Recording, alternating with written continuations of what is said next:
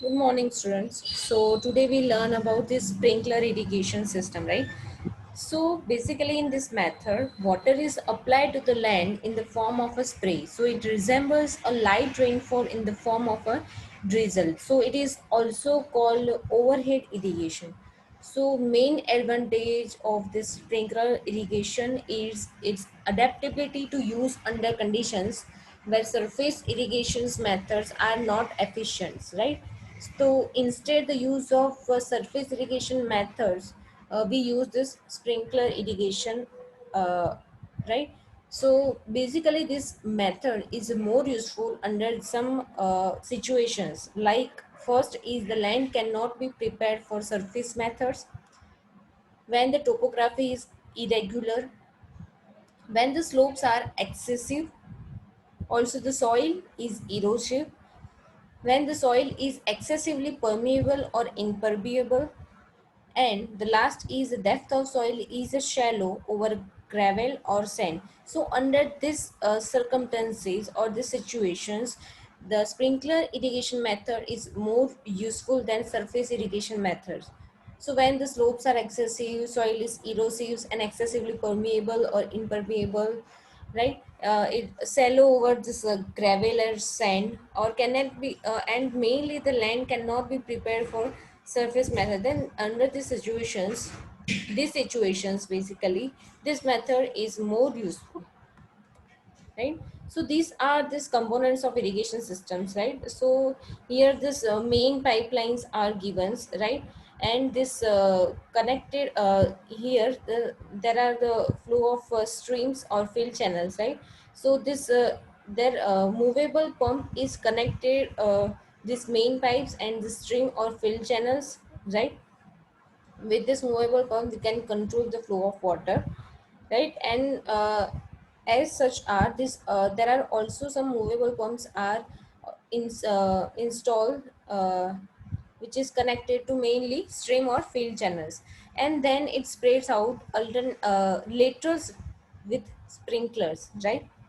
So these are this water spreaded areas. In the center of this line, sprinklers are given on lateral pipes, right? And a circle represented the area which is sprayed through sprinkler systems, right? So successive location of laterals are also given, right? So these are also these alternative methods without the main lines. Here main lines are provided, and here main lines are not provided. So both types of installation systems are given. So these all are the components of irrigation system. So main in the main component of irrigation, this type of system, first one is a pumping unit. The pump lifts water from a water source and it supplies into this main pipe. So normally lift of water from a depth up to 5 meter single stage centrifugal pump is required, right? So basically the work of pump is lift water from the water source and supply to the main pipeline. And basically centrifugal pump required because it lifts water from a depth up to 5 meter, right? So centrifugal pumps are also provided. Next component is the main delivery pipe. So these are also usually buried in this ground, right? So basically these main delivery pipes are made of concrete, asbestos, cement, GI, plastic, right? So this is made of this type of materials. So it is laid at a depth of 0.50 to 0.75 meter below this ground level. So diameter of this mains varies from 5 centimeter to 15 centimeter, right? So here all types of criteria given, right? It's diameter also given, which is 5 centimeter to 50 centimeter, right? It's laid at a depth all also given, right? For 0.50 to 0.75 meter below, right? Made from which materials are also given, right? So these are the main delivery pipes. Next components is the lateral pipes. So lateral pipes are generally connected to this main pipeline, fitted on laterals with risers. So Basically, lateral pipes diameter taken as a 50 dia and 6 meter long. Next component is a sprinkler. So sprinkler has two types. First one is a sprinkler with a fixed head, and the second one is a sprinkler with a rotating head, right? And the other accessories are special couplings, regulating valves, pressure gauges, bands, elbows, tees, reducers, plugs, and clamps. Are many other accessories are also, but these are just main accessories, right? So next is types of sprinkler system. First one is a fixed nozzle pipe. Second one is a perforated pipe, and the last one is a rotating sprinklers. So in the first type, a fixed nozzle pipes, right?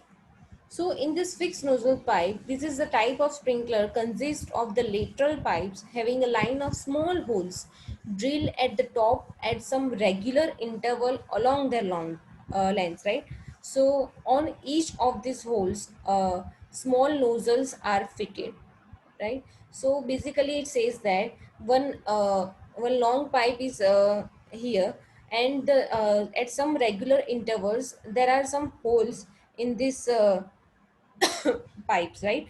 So basically these holes in that types of different types of hole at different intervals consist some nozzles which are fitted on it, right? So series of such pipes are installed parallel to each other at a distance of about 50 meters apart and are supported on a row of posts. So it says that these fixed nozzle pipes are installed parallel to each other, right? So one pipe here and the next pipe is that distance of 50 meters apart. The difference between two pipe distance between two pipes, it's at least 50 meters, right? So the spray of water is developed through the nozzles, and the entire 50-meter width between the pipeline may be irrigated by turning pipes through 135 degree, right? So basically it says that with the help of this nozzle, and this the distance between 50-meter width is entirely covered by this spray of water, right? So this type of sprinkler was the early system, and this days is a it is rarely used in practice, right? So this there is a picture of this sprinkler irrigation pipe. Next one is a perforated pipe sprinkler. So uh, perforated, you know the means of perforated. Perforated means there are many holes in a single pipe, right? So in this method, lateral pipes are perforated. So in the last irrigation system, right, fixed nozzle system, there are different types of, there are one lateral pipe, and in this lateral pipe there are holes in a different at a different interval, right? But in perforated pipe, lateral pipe whole lateral pipe has so many number of holes at not say that this different intervals, right? But present at whole this pipe. So these perforations in this lateral pipes are drilled on the top surface and sides in specially designed pattern to spray the water uniformly. So the lateral pipes are placed on the land surface at the suitable spacing. When the water is supplied to the lateral pipes, it comes out the perforations in the form of sprays, right? So the spray are directed from both sides of the pipe and can cover a strip of land of a 6 to 50-meter width. That figure shows a perforated pipe. A rate of application is usually greater than 2 centimeter depth per hour. The operating pressure for this sprinkler is usually in the range of 50 to 250 kilonewton per meter square. So this type of sprinkler system is generally used for irrigation of orchards and nurseries, right? So the main use of this sprinkler system, perforated pipe system, is generally used for irrigation of orchards and nurseries. So these pipes are shown in figure, right? So these are this is a main pipe, and this one is a control valve, right? So at this lateral pipe are connected to this main pipe. So in lateral pipes, there are closing distance here between two holes, right? So at different sides or the top of the pipe, there are many holes given, right? So because of that, there are the spray of water, right? Next one is a rotating sprinkler. So rotating sprinkler consists of one or two nozzles mounted on a body which is rotated slowly about vertical axis by the action of deflecting vane connected to it. So the jet of water issuing from one of the nozzle impinges on the vane and thrust it aside. So the rotating sprinklers are placed on the riser pipe and located just above the crops to be irrigated. So as such, the height of the risers pipes is mainly depends upon the maximum height of the crop. So however, the minimum height of riser beam is 0. Riser is zero point 0.3 meter when the riser pipe is of 25 diameter, and 0.50 meter when it is of 20 diameter, right? So there is a criteria given in the based on the height of this crop. The height of the riser pipe is also different. So the riser pipe along the sprinklers are fixed at the regular interval along the length of the lateral pipes, and their spacing is so adjusted that the water sprayed areas of adjacent sprinklers partially overlap with each other. So in order to achieve uniform application of water. So the required discharge of each sprinklers mainly depends on the water application rate, spacing of sprinklers along the lateral pipes, and the spacing of lateral pipes along the main pipeline. So the required discharge of each sprinkler may be determined by the following formula, which is Q is equal to SI multiplied by SM multiplied by capital I divided by 3600, where small q represent discharge required from each sprinkler, and the unit of this q is liter per second, right? SI is represented that spacing of sprinklers along the laterals and indicated, and the unit is in meter, right? And SM is equal to spacing of laterals along the main pipelines, and its unit measured in unit meter. I is the optimum water application rate, which is measured mm per hour, right? So based on the portability, sprinkler irrigation systems are also classified into the following types. First one is a fully portable system.